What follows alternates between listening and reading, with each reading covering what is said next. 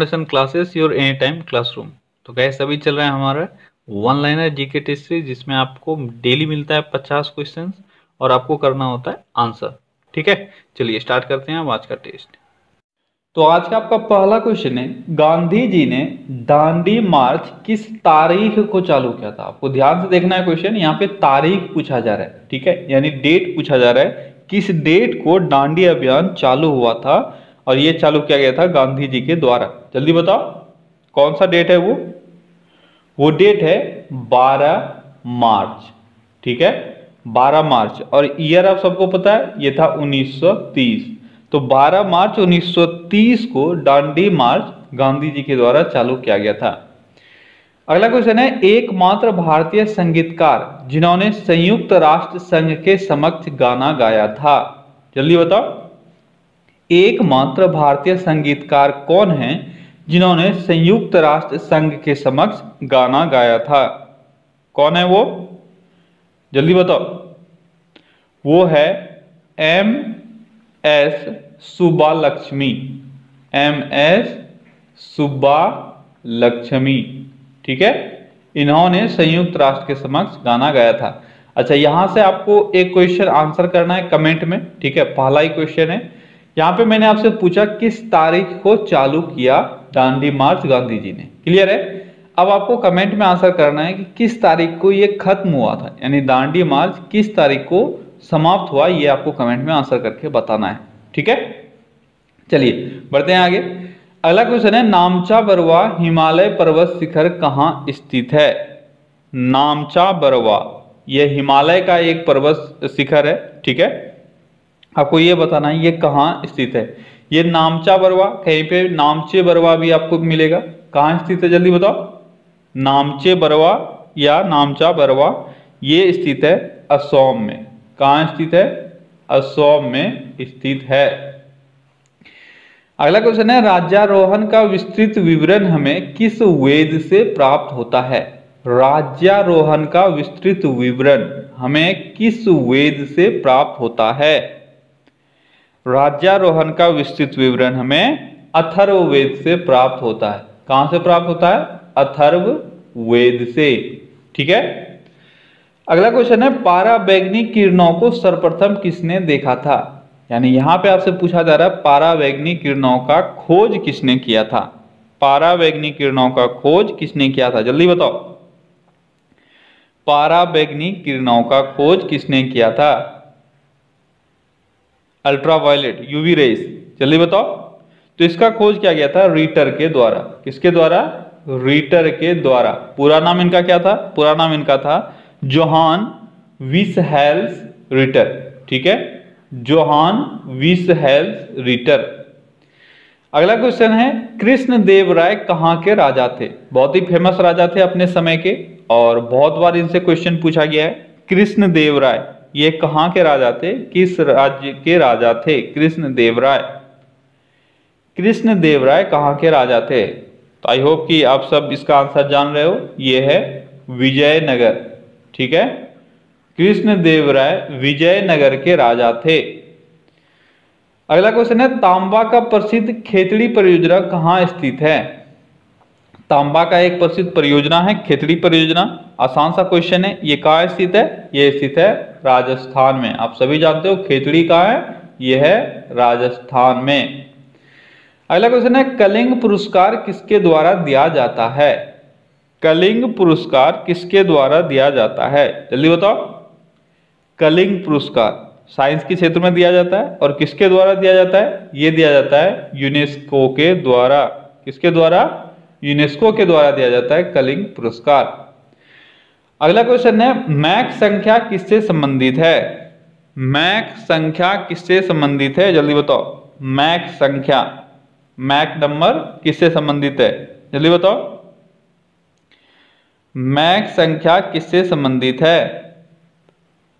तो ये संबंधित है वायुयान के गति से।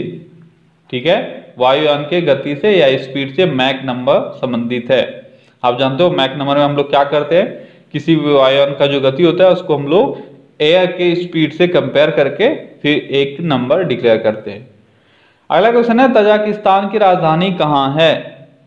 तजाकिस्तान की राजधानी कहाँ है? जल्दी बताओ, तजाकिस्तान की राजधानी कहाँ है? तजाकिस्तान की राजधानी है दुशानबे। कहाँ स्थित है तजाकिस्तान की राजधानी? दुशानबे। कहाँ स्थित है? दुशानबे में तजाकिस्तान की राजधानी है। क्या बात है, आज आप लोग आंसर नहीं कर पा रहे हो ढंग से, अच्छे से मन लगा के आंसर करो। अगला क्वेश्चन है पोर्टलैंड सीमेंट का प्रमुख संगठक क्या कहलाता है? या क्या क्या है, क्या कहलाता नहीं, क्या क्या है, यानी पोर्टलैंड सीमेंट में क्या क्या होता है। मैं आपको एक हिंट्स देता हूं, इसमें 3 चीजें होती है टोटल। पोर्टलैंड सीमेंट जो मेनली आप जानते हो, इसमें 3 चीजें हम लोग पढ़ते हैं। अब आपको ये बताना है वो 3 चीज क्या क्या है। पोर्टलैंड सीमेंट में 3 चीज क्या क्या होता है, ये आपको बताना है। जल्दी बताओ। तो ये है लाइम, सिलिका और एल्यूमिना। क्या है? लाइम, ठीक है, सिलिका और एल्यूमिना, ठीक है, ये 3 चीजें होता है। क्या क्या होता है? लाइम, सिलिका और एल्यूमिना, ठीक है।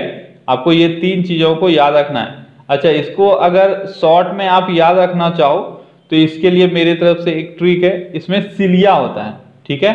देखो सी ली आ, एल्यूमिना से आप याद रख सकते हो सिलिया। पोर्टलैंड सीमेंट में प्रमुख संगठक क्या क्या होता है? सिलिया, यानी सिलिका, लाइम और एल्यूमिना, ये प्रमुख रूप से पोर्टलैंड सीमेंट में पाया जाता है। अगला क्वेश्चन है सोल्डर किसका मिश्र धातु है? सोल्डर किसका मिश्र धातु है? जल्दी बताओ, आसान सा क्वेश्चन है। सोल्डर, जिसको हिंदी में टाका बोलते हैं, ये किसका मिश्र धातु है? ये है टीन और सीसा का, ठीक है, टीन और सीसा का, ठीक है। Sn ये टीन का सिंबल है और Pb लेड यानी सीसा का सिंबल है। तो सोल्डर टीन और सीसा का यानी टीन और लेड का मिश्र धातु है। अगला क्वेश्चन है भगत सिंह को कब फांसी दी गई थी? भगत सिंह को कब फांसी दी गई थी? जल्दी बताओ, डेट के साथ बताना है। और ये डेट बहुत ही फेमस है, हम लोग इस डेट को सेलिब्रेट भी करते हैं। किस रूप में हम लोग सेलिब्रेट करते हैं? जिस दिन भगत सिंह को फांसी दी गई थी उसको हम लोग शहीद दिवस के रूप में या शहादत दिवस के रूप में मनाते हैं। अब आपको वो डेट बताना है, वो है 23 मार्च। 23 मार्च, और ईयर कौन सा था? 1931, ठीक है। अगला question, college of the India mutiny, ये म्यूटनी है, ठीक है, एक साथ है। College of the India mutiny किसने लिखा? College of the India mutiny किसने लिखा है? जल्दी बताओ, college of the India mutiny ये किसके द्वारा लिखा गया है, ये आपको बताना है। College of the India mutiny ये लिखा गया है सैयद अहमद खां के द्वारा। किसके द्वारा? सैयद अहमद खां के द्वारा, ठीक है, अहमद खां, सैयद अहमद खां के द्वारा लिखा गया है college of the India mutiny. College of the India mutiny किसने लिखा? सैयद अहमद खान ने। अगला क्वेश्चन है राष्ट्रगान को प्रथम बार कब गाया गया था? जल्दी बताओ, आसान सा क्वेश्चन है। राष्ट्रगान को प्रथम बार कब गाया गया था? राष्ट्रगान को प्रथम बार कब गाया गया था, किस तारीख को?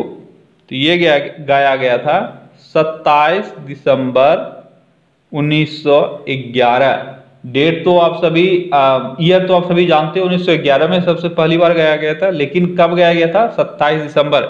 मैं बार बार बोलता हूं, अब आपको डेट के साथ याद रखना है, क्योंकि जो आप जान रहे हो वो सब कोई जान रहा है, ठीक है। तो अब थोड़ा सा डेप्थ में जाके क्वेश्चन पूछा जाता है। अगर 1911 पूछा तब तो आपके लिए आसान हो गया, तब तो वो आंसर सभी करेंगे। पर अगर डेट पूछ लिया गया तो वहां पे हर कोई आंसर नहीं कर पाएगा, तो आपको उससे आगे निकलना है। तो राष्ट्रगान को प्रथम बार 27 दिसंबर 1911 को गाया गया था। अगला क्वेश्चन है राष्ट्रगान को प्रथम बार किस अधिवेशन में गाया गया था? ये अब आपको बताना है, किस अधिवेशन में गाया गया था। ये तो आपको पता चल गया 27 दिसंबर 1911 को गाया गया था, लेकिन वो कौन सा अधिवेशन था जिसमें ये गाया गया था? तो वो था कलकत्ता अधिवेशन। कौन सा अधिवेशन था? वो था कलकत्ता, ठीक है, कलकत्ता अधिवेशन में पहली बार राष्ट्रगान गाया गया था। अगला क्वेश्चन है, भारतीय संविधान का कौन सा अनुच्छेद राष्ट्रपति को लोकसभा भंग करने की शक्ति प्रदान करता है? अनुच्छेद बहुत इंपॉर्टेंट है, हर एक एग्जाम में अनुच्छेद से क्वेश्चंस आते हैं और मेरी कोशिश रहती है कि मैं आपको अनुच्छेद कुछ कुछ कराते जाऊं यहाँ पे। ये तो बहुत इंपॉर्टेंट है। भारतीय संविधान का वह कौन सा अनुच्छेद है जो राष्ट्रपति को लोकसभा भंग करने की शक्ति प्रदान करता है? जल्दी बताओ। तो वो है आर्टिकल 85, ठीक है। आर्टिकल 85 के अनुसार राष्ट्रपति के पास ये शक्ति है कि वो लोकसभा भंग कर सकता है। यहां पे आपको कमेंट में, वीडियो को पॉज करो और कमेंट में मुझे एक और आंसर करना है कि आर्टिकल 85 के अंतर्गत और क्या शक्तियां हैं राष्ट्रपति के पास। बहुत इंपॉर्टेंट है और जो 2 शक्तियां बच गई है वो भी आपसे पूछा जाता है, लोकसभा से रिलेटेड ही शक्ति है, ठीक है। तो लोकसभा भंग कर सकता है 85 के अनुसार, और क्या कर सकते हैं ये आपको बताना है कमेंट में। अगला क्वेश्चन है, ज्ञानपीठ पुरस्कार प्राप्त करने वाले प्रथम इंसान कौन थे? ज्ञानपीठ पुरस्कार प्राप्त करने वाले प्रथम इंसान, जल्दी बताओ कौन थे? ज्ञानपीठ प्राप्त करने वाले प्रथम इंसान, तो वो थे जी शंकर कुरूप, ठीक है। जी शंकर कुरूप ये पहले इंसान थे जिनको ज्ञानपीठ पुरस्कार मिला। और ज्ञानपीठ प्राप्त करने वाली प्रथम महिला कौन थी? जल्दी बताओ। ज्ञानपीठ पुरस्कार प्राप्त करने वाली प्रथम महिला कौन थी? ज्ञानपीठ पुरस्कार प्राप्त करने वाली प्रथम महिला थी आशापूर्णा देवी। कौन थी? आशापूर्णा देवी, ठीक है। आशापूर्णा देवी वो प्रथम महिला थी जिनको ज्ञानपीठ पुरस्कार मिला। अगला क्वेश्चन है, संभाजी के पश्चात मराठा राज्य की बागडोर किसने संभाली थी? जल्दी से आंसर करो। संभाजी के बाद मराठा राज्य की बागडोर किसके हाथों में थी? तो संभाजी के बाद मराठा राज्य का बागडोर राजा राम के हाथों में था। किसके हाथों में? राजा राम, ठीक है। अगला क्वेश्चन है, दिल्ली का सुल्तान कौन था जो भारत में नहरों के सबसे बड़े नेटवर्क के निर्माण के लिए प्रसिद्ध था? दिल्ली का एक सुल्तान जो नहरों के लिए प्रसिद्ध था, उनको नहरों का क्या बोलते हैं, राजकुमार भी कहा जाता था। तो नहरों के लिए वो प्रसिद्ध था। कौन सा वो सुल्तान था? वो था फिरोज शाह तुगलक। कौन था? फिरोज शाह तुगलक, ठीक है। फिरोज शाह तुगलक को नहरों का राजकुमार कहा जाता था। ये नहरों के सबसे बड़े नेटवर्क के निर्माता के रूप में भी जाने जाते हैं। अगला क्वेश्चन है, अलमाटी बांध किस नदी पर है? अलमाटी बांध किस नदी पर है? जल्दी बताओ। अलमाटी बांध, अलमाटी बांध किस नदी पर है? तो यह है कृष्णा नदी पर। अलमाटी बांध यह है कृष्णा नदी पर, और कृष्णा नदी पर कहां है? यह है कर्नाटक में, ठीक है। कर्नाटका में है अलमाटी बांध, कृष्णा नदी पर। अगला क्वेश्चन है, वीनस की मूर्ति किस फिल्म अभिनेत्री को कहा जाता है? वीनस की मूर्ति, वीनस की मूर्ति किस अभिनेत्री को कहा जाता है? जल्दी बताओ। वीनस की मूर्ति किस अभिनेत्री को कहा जाता है? ये कहा जाता है मधुबाला को। किसको कहा जाता है?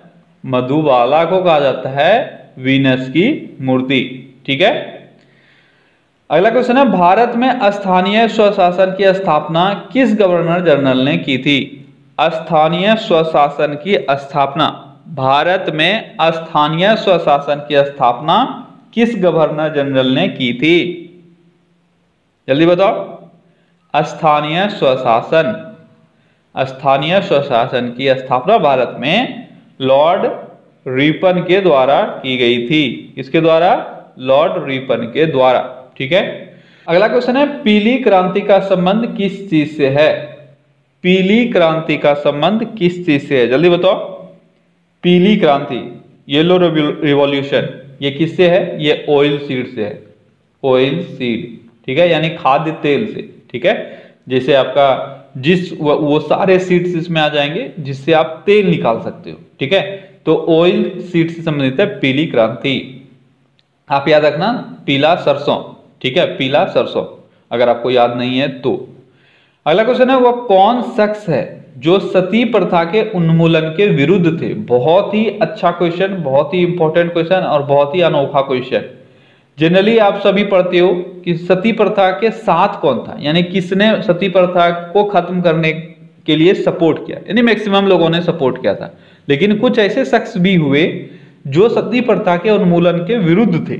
आपको उनमें से किसी एक का नाम बताना है जो बहुत ही फेमस थे, जिन्होंने सती प्रथा के उन्मूलन का विरोध किया। वो कौन है, जल्दी बताओ। तो वो थे राधाकांत देव। कौन थे वो थे राधाकांत देव। ये सती प्रथा के उन्मूलन के विरुद्ध थे, ठीक है। अगला क्वेश्चन है, नीलगिरी की सर्वोच्च चोटी का नाम बताएं। नीलगिरी पर्वत का सर्वोच्च चोटी कौन सा है। नीलगिरी पर्वत का सर्वोच्च चोटी का नाम बताना है आपको। नीलगिरी पर्वत का सर्वोच्च चोटी कौन सा है, जल्दी बताओ। तो नीलगिरी पर्वत का सर्वोच्च चोटी है दोदा बेटा, ठीक है, दोदा बेटा। कौन सा है नीलगिरी पर्वत का सर्वोच्च चोटी, दोदा बेटा। अब आपको कमेंट में यह बताना है कि दोदा बेटा ये साउथ इंडिया में है, ये तो आपको पता चल गया, लेकिन साउथ इंडिया में इसका पोजीशन क्या है, ठीक है, यानी हाईएस्ट चोटी के रैंक में दोदा बेटा का क्या पोजीशन है, ये आपको बताना है, ठीक है। अगला क्वेश्चन है, साकेत की रचना किसने की है।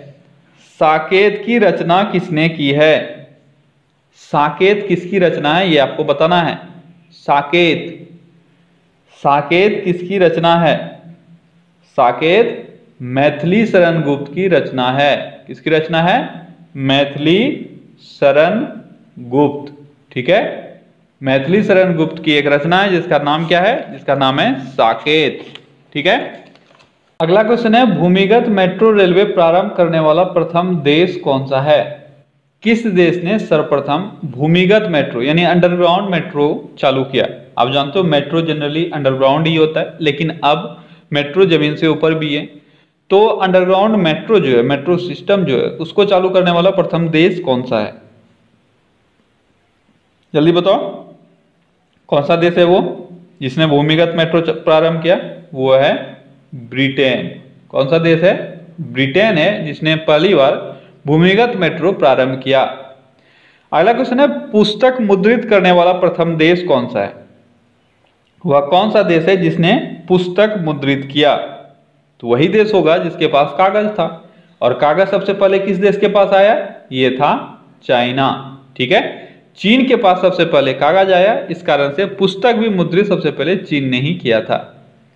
अगला क्वेश्चन है, शिक्षा को अनिवार्य करने वाला प्रथम देश। शिक्षा को अनिवार्य करने वाला प्रथम देश कौन सा था। आसान सा क्वेश्चन है, आप सभी को आना चाहिए। ये देश है प्रसा। कौन सा देश है, प्रसा है जिसने सबसे पहली बार शिक्षा को अनिवार्य किया। अगला क्वेश्चन है, यूएनओ के प्रथम महासचिव कौन है। यूएनओ के प्रथम महासचिव, यूएनओ के प्रथम महासचिव का नाम क्या है। उनका नाम था त्रिगवेली। क्या नाम था, त्रिगवेली। कहां से थे त्रिगवेली, तो त्रिगवेली नॉर्वे से थे। कहां से थे, नॉर्वे से थे त्रिगवेली, ठीक है। यह भी आपको पूछा जाता है। अगला क्वेश्चन है, संसार का सबसे पुराना राजतंत्र किस देश में विकसित हुआ। संसार का सबसे पुराना राजतंत्र किस देश में विकसित हुआ। किस देश का राजतंत्र सबसे पुराना है, तो यह है जापान का, ठीक है। अगला क्वेश्चन है, अष्टाध्यायी के रचयिता कौन है, यानी अष्टाध्यायी की रचना किसने की। आसान सा क्वेश्चन है, अष्टाध्यायी किसने की, ये की पाणिनि ने। किसने की, पाणिनि ने अष्टाध्यायी की रचना की। अगला क्वेश्चन है, बम का दर्शन किसके द्वारा लिखा गया है।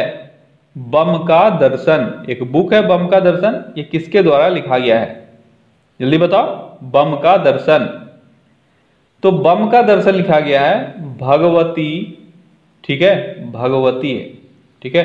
क्या है नाम इनका? इनका नाम है भगवती चरण बोहरा, भगवती चरण बोहरा, ठीक है।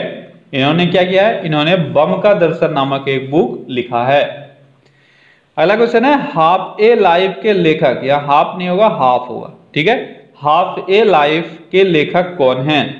हाफ ए लाइफ, हाफ ए लाइफ के लेखक कौन हैं? ये हैं वी एस नायपॉल, ठीक है, वी एस नायपॉल, ये है हाफ ए लाइफ के लेखक, ठीक है। हाफ ए लाइफ के लेखक कौन है? V S Naipaul. अगला क्वेश्चन है भूमंडल पर कर्क रेखा और मकर रेखा के बीच अवस्थित क्षेत्र को कौन सा कटिबंध कहते हैं? ज्योग्राफी का एक बहुत ही अच्छा क्वेश्चन, ठीक है। भूमंडल पर अगर आप देखो कर्क रेखा और मकर रेखा, अगर ये आपका भूमंडल है तो यहाँ पे इक्वेटर है और यहाँ पे कर्क रेखा है और यहाँ पे मकर रेखा है, तो इन दोनों के बीच, कर्क रेखा और मकर रेखा के बीच में जो कटिबंध है उसको हम लोग कैसा कटिबंध कहते हैं? उसको हम लोग उष्ण कटिबंध कहते हैं। कैसा कटिबंध कहते हैं? उष्ण कटिबंध। क्लियर है? चलिए बढ़ते हैं अगले क्वेश्चन की तरफ। अगला क्वेश्चन है शांति निकेतन की स्थापना किसने और कब की? दो क्वेश्चन यहाँ पे आपके एक ही क्वेश्चन में है। शांति निकेतन की स्थापना किसने की और कब की? बताओ। शांति निकेतन की स्थापना किसने की और कब की, ये दोनों आपको बताना है। तो आप सभी जानते हो, ये पहले भी मैंने पूछा है, शांति निकेतन की स्थापना रविंद्र नाथ टैगोर के द्वारा की गई थी, ठीक है। और कब की गई थी ये अब आपको बताना है। कब की गई थी रविंद्रनाथ टैगोर के द्वारा? ये की गई थी 1901 में, ठीक है। अगला क्वेश्चन है जापान का मूल धर्म क्या है? जापान का मूल धर्म क्या है?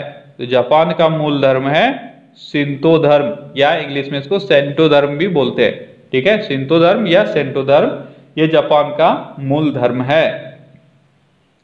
अगला क्वेश्चन है एवरेस्ट को नेपाल में किस नाम से जाना जाता है? आसान सा क्वेश्चन लेकिन इंपॉर्टेंट क्वेश्चन। एवरेस्ट को नेपाल में किस नाम से जाना जाता है? जल्दी बताओ। एवरेस्ट को नेपाल में किस नाम से जाना जाता है? ये जाना जाता है सागर माथा के नाम से। किस नाम से? सागर माथा के नाम से एवरेस्ट को नेपाल में जाना जाता है। अगला क्वेश्चन है अब तक किस लोकसभा की अवधि सबसे न्यूनतम रही है? किस लोकसभा की अवधि सबसे न्यूनतम रही है, आपको यह बताना है। तो यह है 12th, ठीक है। 12वीं लोकसभा की अवधि सबसे न्यूनतम रही है। और यह कब से कब तक रहा? ये रहा 1998, 10 मार्च। अगर मैं यहाँ पे डेट आपको बता दूं, ठीक है, इसका मैं यहाँ पे डेट लिख देता हूं।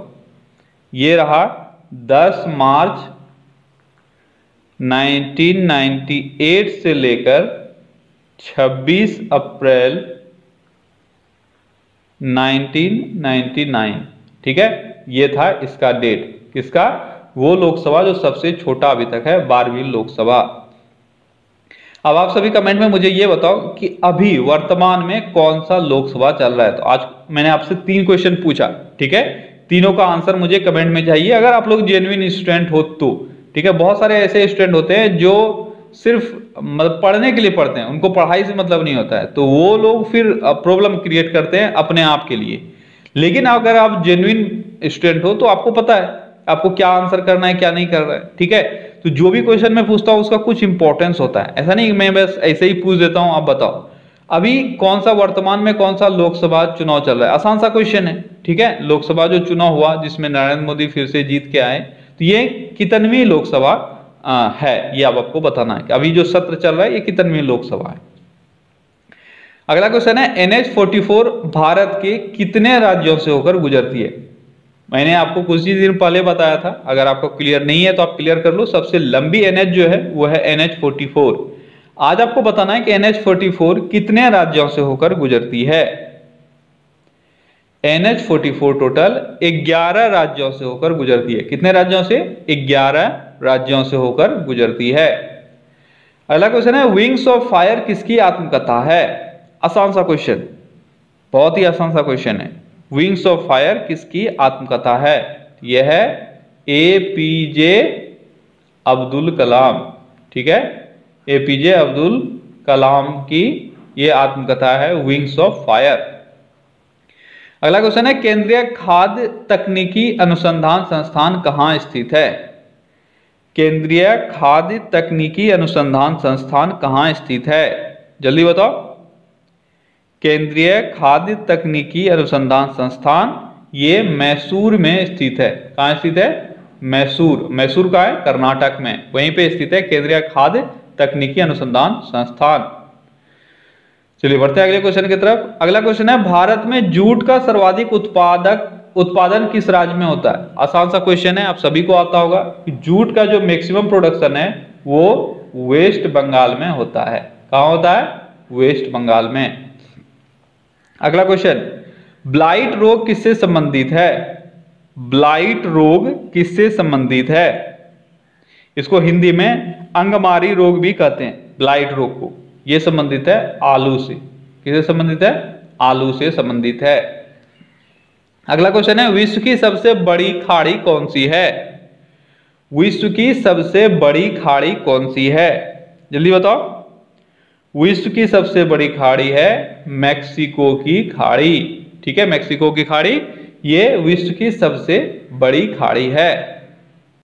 अगला क्वेश्चन है भारत की कुल तटीय भाग की लंबाई कितनी है?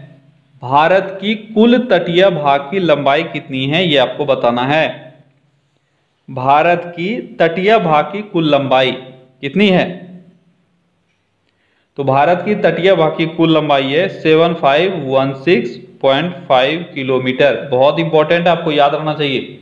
7516.5 किलोमीटर, या आपको अगर 0.5 याद नहीं भी रहता है फिर भी आपका काम चलेगा, लेकिन 7516 आपको याद रखना है। ठीक है, 7516 किलोमीटर यह है भारत की कुल तटीय लंबाई। अगला क्वेश्चन है बांग्लादेश कब आजाद हुआ? बांग्लादेश कब आजाद हुआ, या यहां पे आपसे पूछा जा सकता है बांग्लादेश का सृजन कब हुआ? यह हुआ 1971 में। ठीक है, 1971 में पाकिस्तान से बांग्लादेश आजाद हुआ था।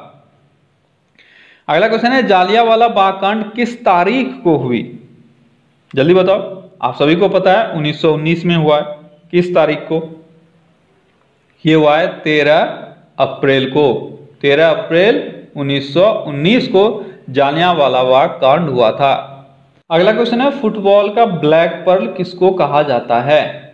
फुटबॉल का ब्लैक पर्ल, अगर आप फुटबॉल प्रेमी हो तो आपने बहुत बार ये टर्म सुना होगा, ब्लैक पर्ल।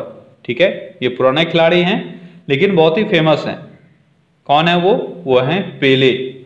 पेले को कहा जाता है ब्लैक पर्ल। अगला क्वेश्चन है भारतीय रुपये का अब तक कितनी बार अवमूल्यन हो चुका है? भारतीय रुपये का अब तक कितनी बार अवमूल्यन हो चुका है? जल्दी बताओ। अब तक अवमूल्यन कितनी बार हो चुका है? तो 3 बार अब तक अवमूल्यन हो चुका है। कितनी बार हो चुका है? 3 बार अवमूल्यन। अच्छा, 2 चीजें यहां से आपको याद रखना है। 2 चीजें होता है, एक होता है डीमोनेटाइजेशन यानी विमुद्रीकरण, और एक होता है अवमूल्यन यानी डिवैल्यूएशन। ठीक है, इसमें हम लोग क्या करते हैं? इसमें हम लोग उसका मूल्य गिरा लेते हैं। ठीक है, यानी उसके मूल्य को कम कर लेते हैं इंटरनेशनल मुद्रा के रेस्पेक्ट में, जैसे डॉलर के रेस्पेक्ट में। लेकिन डीमोनेटाइजेशन क्या होता है? वहां पे हम लोग पूरी तरह से मुद्रा को ही, किसी एक खास मुद्रा को ही समाप्त कर देते हैं, जो अभी अभी हाल में हुआ था। ठीक है, 8 बजे रात में, नवंबर 8 तारीख को 8 बजे रात को आपको पता है नरेंद्र मोदी ने अनाउंस किया कि फलाने फलाने नोट का आज से प्रचलन बंद। तो उसको कहते हैं हम लोग विमुद्रीकरण या डीमोनेटाइजेशन। ठीक है, तो दोनों अभी तक 3 बार हो चुका है। तो भारतीय रुपये का कितनी बार अवमूल्यन हो चुका है? 3 बार। और ये अवमूल्यन कब कब हुआ है? ये अवमूल्यन हुआ है 1949 में पहली बार हुआ, 1966 में दूसरी बार हुआ, और 1991 में तीसरी बार हुआ। ठीक है, अगला क्वेश्चन है पेनिसिलिन किससे उत्पन्न की जाती है? आसान सा क्वेश्चन है। पेनिसिलिन कवक से उत्पन्न की जाती है। ठीक है, कवक से। अगला क्वेश्चन है केंद्रीय औषधि अनुसंधान संस्थान कहाँ स्थित है? केंद्रीय औषधि अनुसंधान संस्थान कहाँ स्थित है? जल्दी बताओ। केंद्रीय औषधि अनुसंधान संस्थान, तो ये स्थित है लखनऊ में। कहाँ स्थित है? लखनऊ में स्थित है केंद्रीय औषधि अनुसंधान संस्थान। तो ओके गाइस, तो ये था आज का आपका टॉप 50 क्वेश्चन। आई होप कि आपको सारे क्वेश्चंस अच्छे लगे होंगे। आपको कुछ आ रहा था, कुछ नहीं आ रहा था, तो जो नहीं आ रहा था वो आपने सीखा और जो आ रहा था उसका आपने रिवीजन किया। ठीक है, तो चलिए आप अपने फ्रेंड्स के साथ इस वीडियो को शेयर कीजिए और अगर आपको अच्छा लगा तो आप कमेंट करके भी मुझे बता सकते हैं। देखो, मैं शेयर करने इसलिए बोलता हूँ, ज्यादा से ज्यादा लोगों तक शेयर करो ताकि हम लोग हर जगह पहुंच पाए। ठीक है, चलिए फिर से मिलते हैं कल अगले सेशन में। Till then take care, bye bye.